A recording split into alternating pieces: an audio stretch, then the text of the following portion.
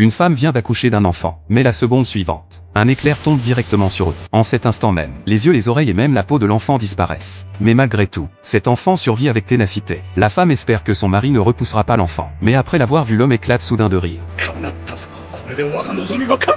En réalité, tout ce qui vient de se passer est dû à ce père. L'homme s'appelle Daigo Kagemitsu. À cette époque troublée par la guerre, en tant que seigneur local, il nourrit l'ambition d'unifier le monde. Mais quand l'ambition dépasse les capacités, les gens ne peuvent souvent que prier les dieux et les bouddhas, ou faire un pacte avec les esprits et les démons, pour réaliser leur souhait le plus cher. Après avoir échoué dans ses prières, Daigo choisit la seconde option. Il entre dans un lieu appelé Jigoku, où sont vénérés 12 esprits démoniques. Pourvu que les esprits démoniques l'aident à réaliser son souhait d'unifier le monde, il est prêt à échanger n'importe quoi. En regardant son fils devant lui, il sait que les esprits démoniques ont accepté son pacte. Ensuite, Daigo remet l'enfant à la sage-femme, et lui signe de se débarrasser de lui. La pauvre mère ne peut que supplier sans pouvoir rien faire d'autre. L'homme demande même à sa femme de lui donner rapidement un autre héritier, car il est convaincu qu'il unifiera bientôt le monde. Mais ensuite il voit une scène qui lui fait frissonner. La tête de la statue de Bouddha posée sur la table de chevet est cassée. La servante à côté explique: cela doit être pour protéger quelqu'un d'un malheur. Daigo sent immédiatement que quelque chose de grave va arriver. Sans cette statue de Bouddha, cet enfant n'aurait probablement pas sauvé sa tête. Et cet enfant qui ne lui reste plus que la tête, deviendra plus tard une existence que tous les esprits démoniques craignent. Mais pour l'instant il est encore extrêmement vulnérable. Lorsque la sage-femme se prépare à le jeter dans l'eau sur ordre, elle est touchée par la force vitale tenace du bébé. En tant que mère, elle finit par fondre. Elle se tourne vers un petit bateau à côté, mais elle ne s'attend pas à ce qu'elle est déjà ciblée par un monstre. Elle dépose le bébé sur le petit bateau. Sa survie dépendra désormais de lui-même. Mais les bons gens n'ont pas toujours de bonnes récompenses. Bientôt la sage-femme atteint la fin de sa vie, alors que le monstre araignée se régale. Un moine aveugle passe par hasard.